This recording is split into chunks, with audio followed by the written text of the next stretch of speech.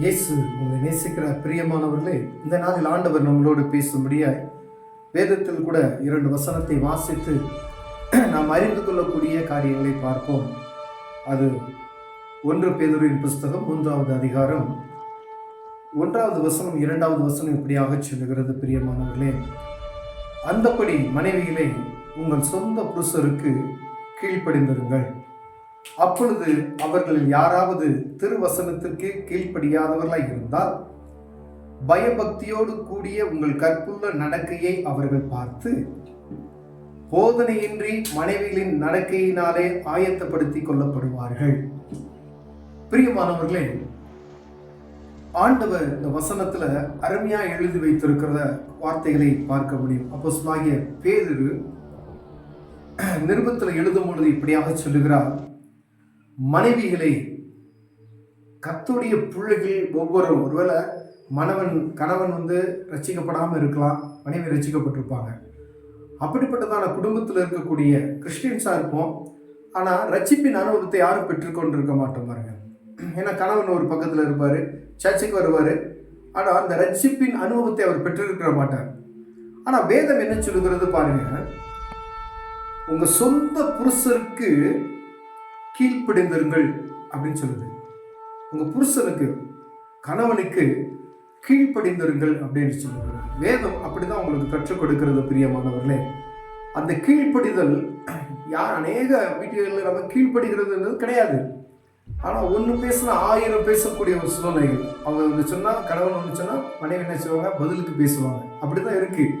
ஆனால் வேதம் உங்களுக்கு கற்றுக் கொடுக்கக்கூடிய, ஒவ்வொரு பெண்மணிகளுக்கும் கற்றுக் கொடுக்கக்கூடிய ஒரு வார்த்தை, உங்கள் கணவன்மார்களுக்கு நீங்கள் கீழ்ப்படிந்து முதல்ல நடக்கணும் அப்படின்னு சொல்லி வேதம் சொல்லுகிறது. நீங்க அந்த கீழ்ப்படிந்தீங்கன்னா, அவர் ஒரு வார்த்தை சொல்றாருன்னா சரி அப்படின்னு நீங்க சொல்லிட்டு மறுத்தரமா நீங்க வேற பேசலாம்.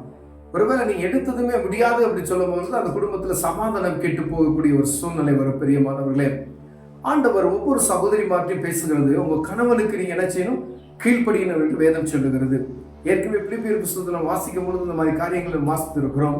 இதுல 2வது பாருங்க, அப்பொழுது அவர்கள் யாராவது திருவசனத்துக்கு கீழ்ப்படியாதவர்களாய் இருந்தால், யாராவது அப்படின்னா, அதாவது உங்க கணவன் ரட்சிக்கப்பட்ட குடும்பத்துல அப்படி இல்லை, எந்த கணவன்மாராவது அவங்க திருவசனத்துக்கு கீழ்ப்படியாதவர்களாய் இருந்தால், அவங்க சர்ச்சுக்கு வருவாங்க, சும்மா வந்து வெளியே நின்றுட்டு போயிடுவாங்க, பைபிள் வாசிக்க மாட்டாங்க, ஜெபம் பண்ண மாட்டாங்க, கடமைக்காய் ஆலயத்துக்கு வருவார்கள். இப்படிப்பட்டதான காரியத்தை செய்து கொண்டிருக்கிற கணவன்மார்களை ரட்சிப்பதற்கு ஆண்டவர் சொல்கிற ஒரு காரியத்தை பாருங்க, பயபக்தியோடு கூடிய உங்கள் கற்புள்ள நடக்கைகளை அவர்கள் பார்த்து.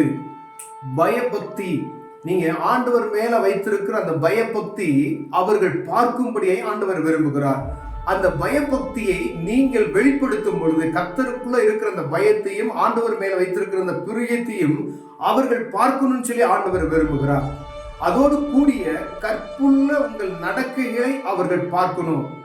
அப்ப ஆண்டவருக்குள்ள இந்த சகோதரி இருக்கிறா, என் மனைவி இருக்கிறா அப்படின்னு சொன்னா, உங்க அன்பு, கர்த்தருக்கு மேல் வைத்திருக்கிற அன்பு ஒரு கணவனை என்ன செய்யுமா, ஆண்டவர் பக்கமா ஆட்டோமேட்டிக். அவங்களுக்கு போதனையே தேவைன்னு சொல்லுது வசனத்தை பார்த்தீங்கன்னா, போதனையின்றி மனைவிகளின் நடக்கையினாலே ஆதாயப்படுத்தி கொள்ளப்படுவார்கள். அவர்கள் நீங்க பேசவே வேணாம், ரட்சிப்பை குறித்து அவங்கள்ட்ட நீங்க பேசவே வேணாம். உங்க அன்பான நடக்க, உங்க கீழ்ப்படிதல், இப்படிப்பட்டதான காரியங்கள், உங்க கற்புள்ள நடக்கைகள், உங்க கணவன் மேல வைத்திருக்கிற அன்பை நீங்கள் செலுத்தும் பொழுது, என் மனைவி ஆண்டவருக்குள்ளா இருக்கிறாள் என்பதை பார்த்து, அவள் கர்த்தரோடு அவளோடு கூட இருக்கிறார் என்பதை பார்த்து ஆட்டோமேட்டிக்கா என்ன செய்வாங்களா, அவர்கள் கர்த்தர் பக்கமாய் திரும்பி விடுவார்கள் என்று வேதம் சொல்லுகிறது. பிரியமானவர்களே, ஒருவேளை எத்தனை பேர் இப்படிப்பட்டதான காரியத்தை நாம் அனுபவித்திருக்கிறோம், சொல்லுகிறோம் என்பதை நாம் தெரியல. ஆனா வேதத்தினுடைய வார்த்தை இப்படியாக சொல்லப்படுகிறது, உங்க கணவன்மார் ரட்சிக்கப்பட வேண்டும் என்று உங்களுக்கு ஆசை இருக்குமே, ஆனால் நீங்க என்ன செய்யணும், அவருக்கு கீழ்ப்படிங்க. 2வது, உங்க கற்புள்ள நடக்கையை அவர் பார்க்கணும். அன்பு, கர்த்தருக்கு மேல வைத்திருக்கிற அன்பு, அந்த பரிசுத்த பாருங்க, பயபக்தியோடு கூடிய உங்கள் கற்புள்ள நடக்கை, பயபக்தியோடு கூடிய. அப்ப அவர் பார்க்கணும், உங்க வீட்டுக்காரர் என்ன செய்யணும், பார்க்கணும், உங்க புருஷன் பார்க்கணும். அப்படி பார்த்து அதெல்லாம் அவர் வாஷ் பண்ணும் பொழுது அவர் என்ன செய்வாரா, நீங்க போதனை அவருக்கு நீங்க சுவிசேஷம் சொல்ல வேண்டியது அல்ல, அவரே ஆட்டோமேட்டிக் என்ன செய்வாரா, ஆண்டவர் சமூகமாய் திரும்பி விடுவார் என்று வேதம் சொல்லுகிறது. பிரியமானவர்களே, எத்தனை பேர் அப்படி நம்ம ஆண்டவர் பக்கமாக உங்க கணவன்மார்களுக்கு சுவிசேஷத்தை நீங்கள் அறிவித்திருக்கிறார் என்பதை தெரியாது. ஆனா ஒருவேளை இந்த நாள் உங்களோடு பேசிக்கொண்டு இருக்கிறார் ஆண்டவர். நீங்க என்ன செய்யலாம், உங்க கணவன்மார் ரட்சிப்புக்கு அநேக பேர் ஜெபம் பண்ணிட்டு இருப்பாங்க. அநேக கூடுகைகள்ல அநேக காரியத்துல எங்க கணவனுக்கு ஜெபித்துக் கொள்ளுங்கள் அப்படின்னு சொல்லுவாங்க.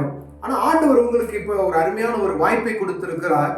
ஆண்டவர் சொல்லுகிற அந்த வார்த்தைக்கு நீங்கள் செவி கொடுக்கும் பொழுது உங்கள் குடும்பத்தில் இருக்க உங்க கணவன் மாத்திரமல்ல, உங்க முழு குடும்பமும் என்ன செய்யும், ரட்சிப்புக்குள்ள நடத்தும். நீங்க உங்கள் மேல் வைத்திருக்கிற அன்பு, நீங்க அப்ப அவங்க மேல எப்படி செய்யணும், அன்பு வைக்க வேண்டும் என்று ஆண்டவர் சொல்லுகிறார்.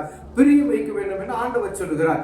கீழ்ப்படிய வேண்டும் என்று ஆண்டவர் சொல்லுகிறார். உங்க கற்புள்ள நடக்கையை அவர்கள் பார்க்கும்படியே ஆண்டவர் சொல்லுகிறார். பிரியமானவர்களே, உங்க முழு குடும்பத்தையும் ஆதாயப்படுத்த, உங்க கணவன் மாத்திரமல்ல, உங்க பிள்ளைகளுடைய அவருடைய ரட்சிப்பையும் நீங்க நினைச்சீங்க நீங்க பெற்றுக்கொள்ள முடியும் என்று ஆண்டவர் சொல்லுகிறார். பிரியமானவர்களே, ஒருவேளை இதுல குறைச்சல் உள்ளவர்களாய் நம்ம இருப்போம், இதை கடைபிடிக்காம ஒருவேளை இருப்போமானால் தேவ சமூகத்துல கண்களை மூடி ஜெபம் செய்வோம். அன்பின் தகப்பனே, தருமையான நாளுக்காய் ஸ்தோத்திரம். ஆண்டவரே, ஒவ்வொரு மனைவிமார்களும் தன் கணவனுக்கு கீழ்ப்படிந்து நடக்கிற கிருபையை தாங்க. ஆண்டவரே, அவருடைய பரிசுத்த நடக்கையை பார்த்து அவர்கள் ரட்சிக்கப்படும்படியாய் வேதம் சொல்லுகிறது ஐயா. அப்படிப்பட்ட கிருபையுள்ள நடக்கைகளை அவர்கள் தரும்படியா இயேசுவின் நாமத்தில் ஜெபிக்கிறையா.